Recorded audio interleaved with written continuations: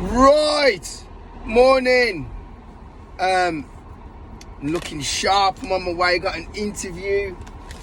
Yeah. So just to clarify a few things, because let me just bring some understanding. One is, you just put 40 quid in a Range Rover and it's made like no difference at all. So wish me luck. Got big interview today. Man's trying to earn 6 figures as a lecturer. So let's see. Anyway, because it's all about business. So I'm a lecturer in business, so that's where we're going.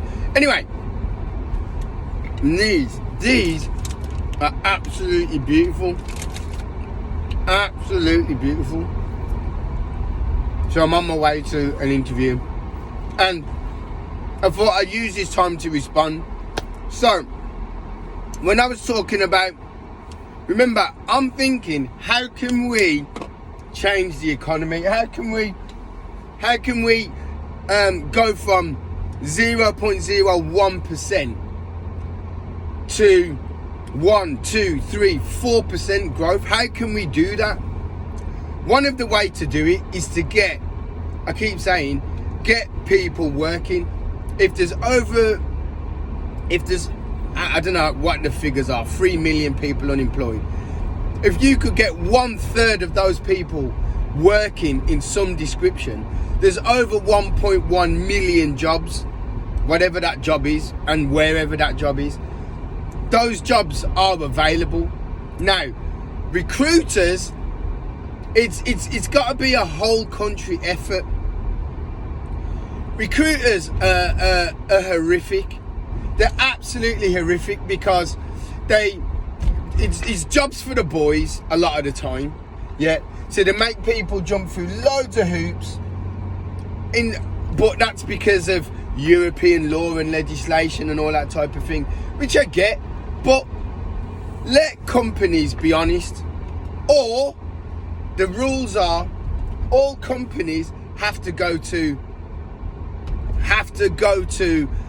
open days, have to go to colleges, universities, and they have to go and basically recruit or interview there and then. Forget all this bloody CV and all this. Oh, it's so annoying because so much effort is wasted on all parts. Whereas if you just do a recruitment day and say, if you have this, come to the recruitment day, we'll put your lunch on for you, whatever it is, then the people who come are people who want the job. Yeah, you might get some wasters, or you might get some people who have got absolutely no chance of getting that job. But it changes the dynamic. And it's something else that I was really passionate about talking about. And that is about changing the dynamic. And if we always look to maintain the standard that we already have, we will never move forward.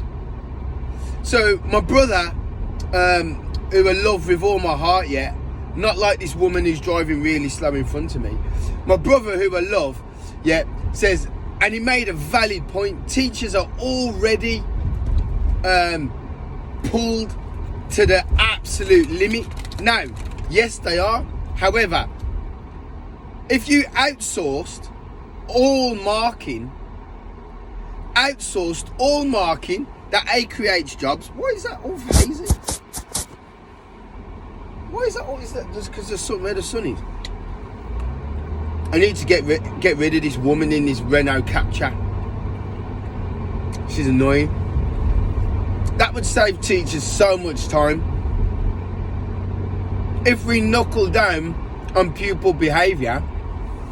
So instead of teachers spending ages writing reports, go man!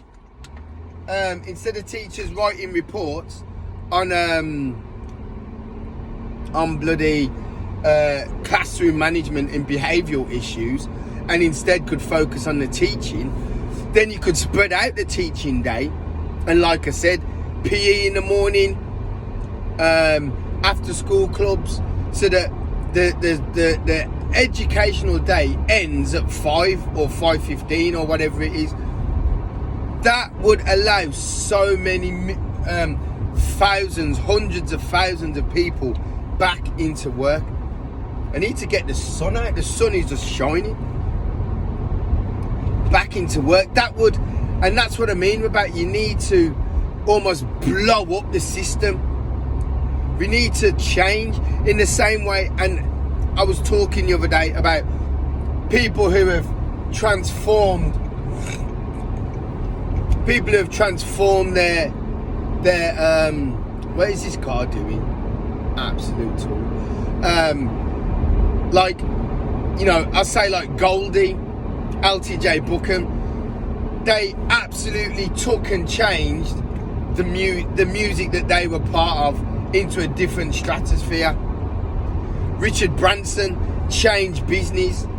Sir Alan Sugar changed business. Yeah. Unless we do something drastic, we're never going to get into the solid percents. We're never going to get there. You know, I was teaching yesterday. One pupil said, I really want to work on an oil rig, 150 grand. I said, that's brilliant. I said, that's absolutely brilliant. And I'm so happy that you've got that ambition. I says, but you know, it's hard, dangerous work. It's away for 3-6 months of the year, away from your family. I never thought of that. So what did you think it was? You don't just live. If you're out on a rig, you're out on a rig for whatever the period of time. You get helicoptered in, you get shipped in. It's a tough life. That's why it pays so much money. You know, being an engineer, these are absolutely phenomenal jobs, and I want more British people to do that all around the world. And that's another way to transform our economy. The reason why we had so much growth in the 80s and 90s was because we were shipping people out. We were the pioneers of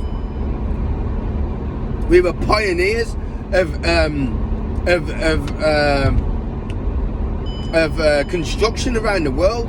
Now we're not. So why aren't we?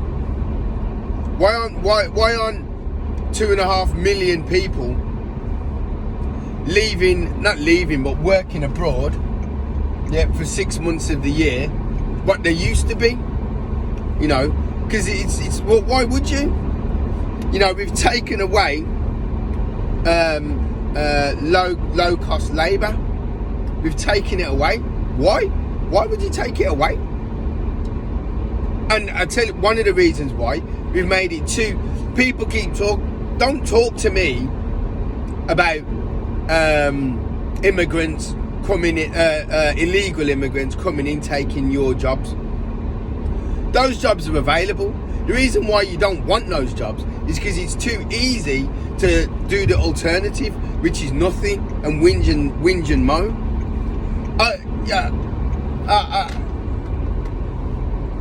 I applaud hard work. Now, you could be unemployed but be working really hard to be employed, which is why I think there should be open days whenever there's a role. So, for example, Aldi, instead of just saying, oh, here's the recruitment, it's just laziness. It is laziness, and the reason why that laziness is allowed is because you adhere to a system that's already there, but it's a system that's broken. You got people that can't even write CVs, and you're saying, oh, you know, let's teach them to write CV. It's just another thing to do. No, just do an open day with proficiency tests. And at the end of the day, they get a yes or a no, they get a certificate, and they can go to the next one and the next one. And every time they go to the next one and the next one, they get better and then they get better and they get better, and then they land a job. Do open days. Stop wasting your time with all this, oh, sending your CV. Utter rubbish. We've got to change the system. We've got to change how it works. We've got to do open days. We've got to do recruitment drives. We got to do all these things, yeah, and change from the norm if you really want to get people into work, because the jobs are out there. How can there be a million vacancies? How can there be a million vacancies right now, right, and over 1 million people unemployed? I get it. We can talk as much as we want about the school day, so people purposely don't work because obviously they've got to pick their kids up. Yeah. So you ask yourself. So I said this when I was at the DWP. I said this. Why don't we do this then? So if you're claiming universal credits, you have to pretty much go. You can't just claim and then say that you've applied for 5 jobs in 2 weeks. You have to actually go to college. You have to actually go to an employer. The government has an apprentice scheme, and that apprentice isn't just for 16 to 18 year olds. It's for absolutely any age, and you get paid minimum wage to do it. The only catch is that you've got to find the employer. So you can go to any employer and ask if they will take you on as an apprenticeship, and the government pay you. You know, and this is the thing. I was getting so many people onto the apprentice scheme because what's your alternative? You're not gonna. Some people are motivated and will apply for those 5 jobs in 2 weeks. A lot of people won't. So don't leave them. Don't allow them. Don't allow them.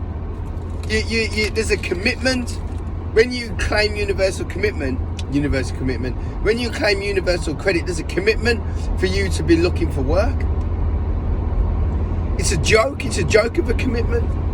It's not upheld because a lot of the work coaches are afraid to have robust conversations.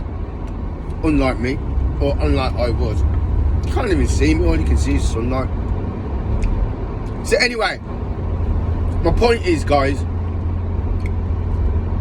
to change the economy, we've got to do something drastic. The Labour Party, Keir Starmer, needs to really open his eyes and do something drastic. Wake up, smell the coffee, and see that these things don't work. Just because that's how they've been for 100 years doesn't mean it's how it needs to be for the next 10 years. That's it. Like and subscribe, guys, if you can even see me.